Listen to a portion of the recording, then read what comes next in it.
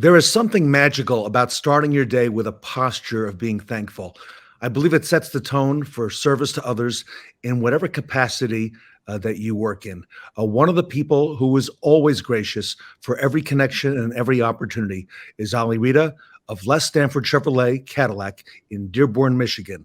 He is the number one automotive salesperson in the world and holds the record with 1,582 vehicles sold in 2017. He first visited with us here at the Fixed Ops Roundtable last year, and we are humbled to have him back. Ali, welcome to the Fixed Ops Roundtable. Thank you. It's a pleasure to be here again. I appreciate the warm welcome. I am so excited to hear your story today because after hearing what Ted just said about over 1,500 cars sold in 1 year. Now, I know some amazing salespeople around the nation, but I have yet to meet somebody of that capacity. And I just have to ask you, how is that possible? Well, of course, there's a secret handshake, and I can't show everybody on here, of course, right? There's a secret sauce out there somewhere. Thanks, Kara. I mean, there's one first thing is there's no substitution for work, right? We all know that. So you got to put in the work, and, it's just community based. It's relationships. It's building one person at a time. And it was one sale at a time. It wasn't, anything that was easy, but it took some time. But I got to give credit to my community because that's really ultimately what helped us get to that achievement. Wow. Amazing numbers. And, take us back a little bit because you were a great salesperson, but something propelled you about 11 or 12 years back and took you to another level entirely. Tell us that story, if you don't mind. Yeah. So in 2010, the dealership that I worked at was a Chevy dealership that actually was a wind down dealer that GM was closing. And, so I had to start over and I thought about different, dealerships. I thought about different, careers. And then I said, you know what, my heart and passion was with Chevrolet. So I ended up, signing on with Stanford Chevrolet. And then I gained Cadillac at the time as well. And, that was in mid 2010. And at that time, I kind of had to start over, right? Because, a lot of things were going on. We had the 07, 08 recession. And, I said, I wanted to do things a little bit differently. And, I wanted to get a little bit more involved in the community. And I was, but I don't think to the point that, I really knew that I should be. And the life-changing moment was when I went to a seminar that I was kind of forced to go to, Ted. I came into that dealership doing 25, 30 a month, and I thought I was pretty busy and I was doing really good things. And I was happy with where my career was. I didn't think that there was that much more to grow. And I had, 40 car month, I'd have a 30 car month. It was good. And thankfully, my manager at the time, Scott Montgomery, had kind of forced me to go to this seminar. And, it's not like it was anything bad. It was at the dealership. So I was like, no, I got 3 deliveries. I don't have time for that. I can't go to that boss. What is he going to teach me? I don't even know who this person is. I've never heard of him before. And he's like, no, you're going. He goes, you're not allowed to sell another car and you're going. So, thankfully, that's one of the car gods that's been in my life and, pushed me to go to that seminar. And, I went there and, immediately, I'm like, drawn to this guy named Damian Boudreaux, who's an amazing trainer, a coach, and just an outstanding person. And, I meet him for the first time and he goes into his, talking about relationship selling. Right. And at that time, I got to say in 2010, I don't think too many people were talking about relationship selling yet. Nobody really knew what that was. It kind of was new. And I just related to him. And I was, like, wow, this guy's speaking to me. Right. Because I'm already doing this. I'm in the community. I'm doing this stuff. And he's really talking about things that I was doing, but had no idea that it was an actual thing. Right. I just thought, okay, this is my life. But he's explaining it to a T. And he started talking about one of his students that was, selling 60 cars a month. And I'm like, I thought I was doing good. And I'm at 30. And the industry always told us 30 is elite, right? Anywhere you go, industry says 30 is elite. You're there. One a day. Yeah. Right. That was it. That was the ceiling that they had set. The reason they set that ceiling, it was just based on transactional sales, saying that it takes 2-3 hours per delivery. You got 8 to 10 hours per day. it allows you to do 2 or 3 a day. You're working 20 days a week. I mean, that's just the numbers. Well, when you talk about relationship type selling, those numbers are thrown out, right? Everything completely changes because it's not 2 to 3 hours of sale. It's maybe 10 to 15 minutes of sale. It's handling 3 or 4 people at one time. So he starts talking about this guy, Greg, doing 60 cars. And I'm like, well, if he's doing 60, I don't know why I'm not doing 60. And what do I need to do to get there? After the seminar, I pulled him to the side. And I'm like, is all that stuff you were saying true? Is this guy really doing 60? He's like, I'll call him on the phone right now if you want. I'm like, no, I believe you. I said, but if he's doing 60, I think I could do 60. And that's pretty much kind of where our relationship started. I don't know that I ever believed that I can achieve that prior to talking to this guy and him having me write it down and having me, believe that now it was possible. And Ted, crazy, I kid you not, I think it was maybe like 3 or 4 months later, I hit 60. And, I'm like, I couldn't believe it. I never thought that I can do that. And I called him at the time and I'm like, Damon, you're not going to believe this, man. I hit 60. I did it. I hit 60. And he's like, okay, well, what's your next number? And I'm like, no, I hit 60. I did it. I hit 60. I'm like so stoked. I'm so happy, right? I'm hit 60. He's like, well, what's your next number? And I'm like, I'm going to call you back. I'm going to call my mom. I think she probably wants to hear this. I said, I'm going to call somebody that's going to be like happy for me. And that's where our relationship kind of started. And he pushed me to the next level. He made me believe in things that I never thought were possible, but they were possible. And it's just a mindset shift that ultimately changed my life.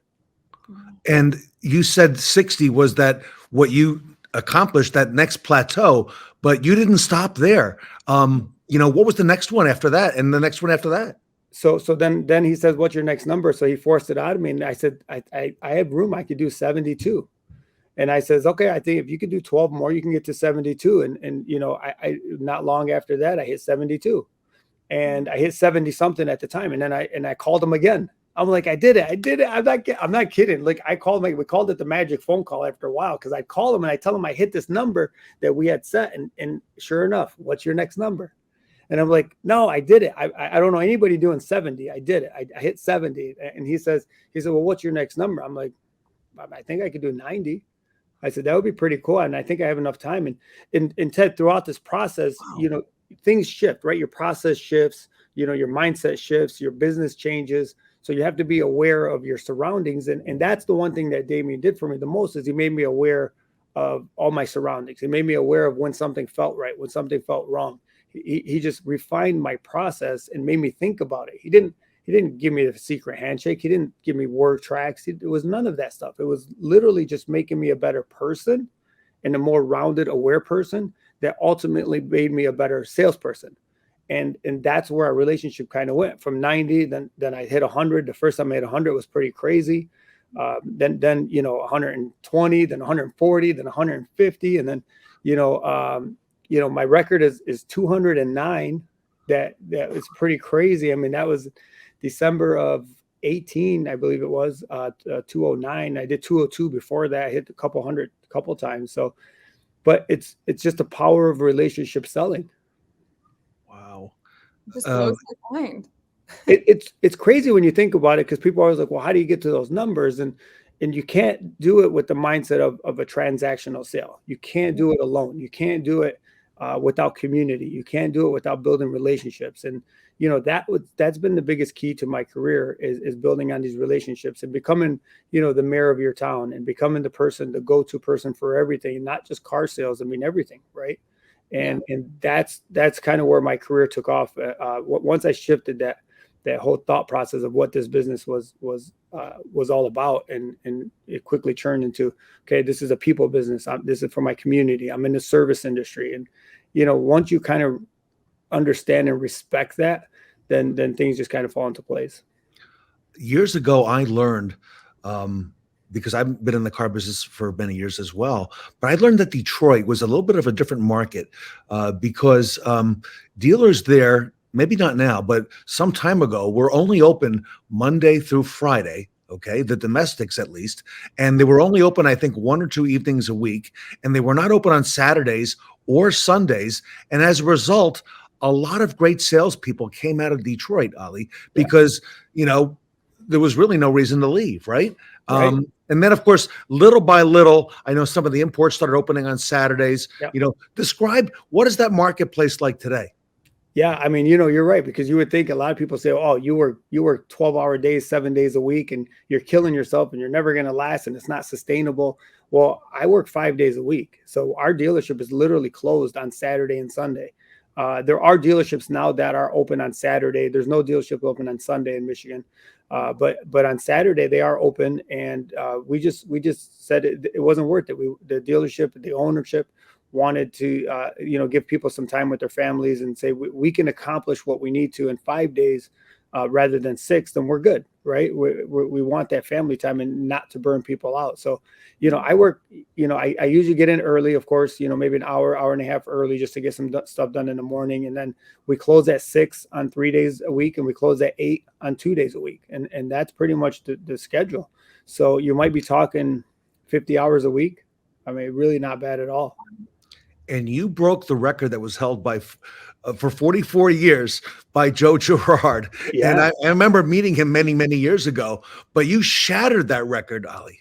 Yeah, it's not something that you can actually set out to try to break. It's very difficult to break that record, and rightfully so. Why it stood for 44 years? It's a very difficult record to break, and that year was a special year. I mean, a lot of things had to fall into place, and I started out that January with 160 cars for January, then February 130, then March I think it was 140, and it literally took 12 consecutive record-breaking months to get to that point. And anything could have thrown a wrench in there, right? We could have had a bad economy, could have a car shortage, we could have a chip shortage, it could have, there's a lot of things. The banks could have said we're not lending. There's a lot of things that had to play factor. So the universe had to align to help me get to that point.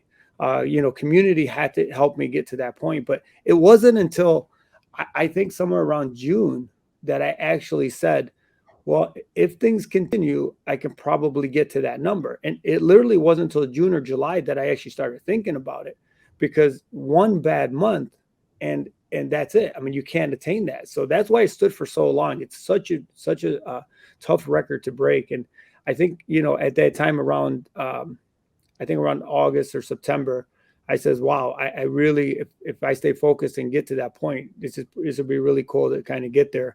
And then I had 2 solid, strong months in a row, October, November. And, those kind of helped me out. And I actually ended up, I think, doing it at the first week of December, I think is when I broke it. Wow. And you have to, you have an amazing story here, and you talk about your community a lot, but tell us a little bit about your family there at the dealership, because you'd have to have, a strong family base inside of your dealership to help you achieve those goals. You've got to have great managers, people, lending a hand when you need it. Yeah. Are they all there for you every single month? Yeah. It became a partnership pretty early on, right? So without my manager, Scott Montgomery, saying that, hey, you can get better, you can do better, without them giving me the freedom to grow. The dealership plays a huge part of it. The ownership plays an enormous part of it, because they looked at it like a partnership. They're like, okay, we see where you're going, and we're here as a partnership to help you get there. So there's a lot of things that had to fall into place. Kara, without them on board, then none of that is possible. So it's very important for managers to understand that as a salesperson, we need that guidance. We need them to help us get to the point that we want to, and grow within the community. We need that love and support from them, because without that, it's very difficult to get it. So there was a lot of trial and error. We said, okay, well, let's try this. If it doesn't work out, we'll try this. And I'm very fortunate that they were there for me to help me grow. I talk a lot about car gods, and I always there's car gods in my career that helped me get to the point that I'm at today. And, when I say car gods, these are real people, right? These are real angels that were in my life that said, all right, here's what you should do. There's early on in my career, I was able to mentor a guy that was doing phenomenal, right? He took the time out to mentor me. And, there was times I wanted to leave the industry, and I had, managers that said, no, you shouldn't leave. In 2008, no, stick with it. You're going to be good. So there's people in place throughout your life, whether it be dealership or family life. You have to be aware of these people that are around you and surround yourself by them, because ultimately you can't do it alone. You're not expected to, and it's very, very fortunate. I've been around those people my entire career. Wow. You are involved now with this Pinnacle Training Center, and I believe we have you coming up with Jonathan Dawson and John Fairchild and Yeah. Anthony on the show a little later. But Ali, tell us why. I mean, you're already number one in the world. Why give back and become involved with training and bringing up, the next, layer, if you will, of people below us? Yeah, I mean, it's just for that, right? It's that same reason. It's just giving back. It's being able to give back to an industry that's been so good to me, right? It's at the end of the day, yeah, we can sell a lot of cars, but how am I helping somebody else with their family, right? What am I doing for the industry? I would love to leave this industry better than I found it. Same with Jonathan. Same with Frank Crenity. We always say that, hey, people think we're in competition with each other. We're not. This in an industry that everybody thinks we're always in competition. We're really not in competition with anybody but ourselves. There is way more than enough business to go around to everybody. And why not help somebody else get to their goals? Why not help somebody else break that record that I set? I mean, how cool would that be, that someday somebody breaks a record and I had a hand in that? I mean, how amazing would that be? But we're projecting our industry forward by doing that, right? I don't know any industry that has more loving and caring people than the car industry, right? We have this bad stigma, but now you're looking at it these days, it's not like that anymore. We're loving, we're caring, we donate to our community, we give time, we love each other, and those are the type of things that we're trying to set forward with Pinnacle. And I think we're going to achieve that, and I think ultimately we will leave this industry better than we found it. Wow. Last question for me, at least, Ali. What advice? Because we have a lot of people watching us today, both in the management and sales and on the service and parts side too. We're dealing with a lot of things right now. Okay, as you have been as well. Inventory is one of them. What advice do you have for the automotive professionals who are watching right now and want to learn more from you? What advice do you have looking out? Here we are in the middle of May into the rest of 22. What do I need to be doing moving forward? Yeah, I mean, you always got to stay ahead of the curve, right? You always got to find a better way. There's always a better way of doing something. There's always going to be a faster, more competitive, more efficient way of doing things. So, educating yourself, being on shows like here, Ted. I mean, think about it. This is educating somebody to get to that next level. And, you have to stay sharp, right? You have to continue to educate yourself. And, training is very pivotal for us. And that's the way that I decided to give back, because people reach out to me all the time and say, hey, what can I do to get better? Well, I don't really, you can't answer that in a 2-minute question, right? People reach out to me from all over the country. Hey, what's your secret sauce? And what do you do? And how do you help me get to this point? Well, one, I tell them, educate yourself, right? Get out and see who's doing it better. We now have a blueprint that we're willing to share, right? Most of the time it was so competitive. A top salesperson never wanted to tell anybody what he's doing. He's like, no, I figured this out. Let me keep it to myself. Well, Frank, John, and myself we have the blueprint. We want to put it out there. So it's available. If you're not going to go out there and get it, then, nobody's going to do it for you. We talked about there's no substitution for work, and there isn't. So, my advice is to stay ahead of the curve, get yourself out there, figure out a way.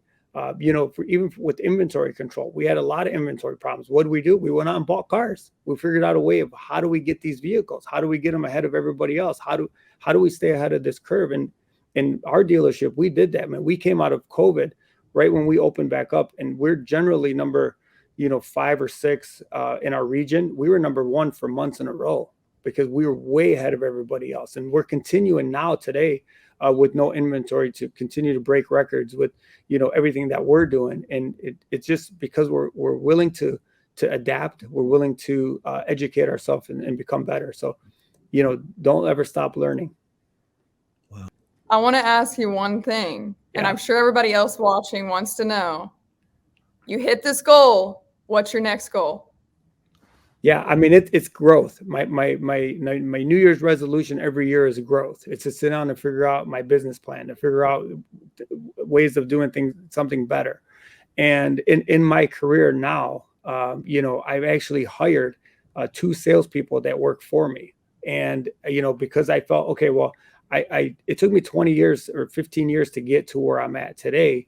I have the blueprint. How could I pass this on? So I hired a salesman a couple years ago, and this was in my mind for a few years. And I says, what if I hire a salesperson that works for me? And mind you, my numbers are my numbers. It has nothing to do with this other person. So I went to ownership and I said, I want to hire a salesperson to work for me. They're like, you want to do what? They're like, you don't have time to do anything. What are you talking about? How are you going to do this and why you want to do this? And I says, well, I really feel like I can give somebody that one-on-one attention and get them to the point where I'm at. And they says, well, why don't we just do that? And I'm like, okay, well, why don't you? And why haven't you? I says, because, you got 20 people and you got two managers. I said, I'm going to be one-on-one with this person and let's just see where it goes. And they said, okay. So I hired a salesperson to work for me. His name is Carlos, and he's never sold a car before. So I brought him on. It took me 2 years to find this person after that conversation because I was very selective on who I wanted and what I was looking for. So, I hired Carlos and I explained to the dealership that we're going to do this a little different and we're going to do 100% relationship-based business for Carlos. He's not going to cost the dealership a penny. He's not going to take a dealer-driven opportunity, not a phone call, not a sales up, nothing. I says, I'm going to start this from organically from the ground up. And we did just that. And we got him involved in the community and I got him everywhere. I got him on billboards. I got him on radio. I got him at events. The first year I had him the first car in a parade, right? So, I mean, I was like, we were everywhere. And, today, 2 years into it, Carlos is averaging 50 a month organically on just 100% relationship.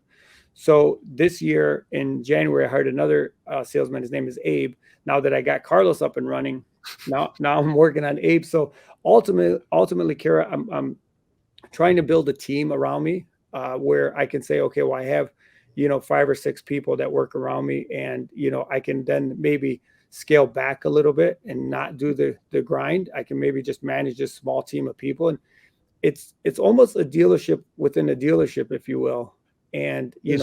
I can, so then I can maybe work 3 days a week. Maybe I can just promote the business. I'll be the face of this team, and then I'll let them kind of grow into each one of them individually. Let them grow themselves.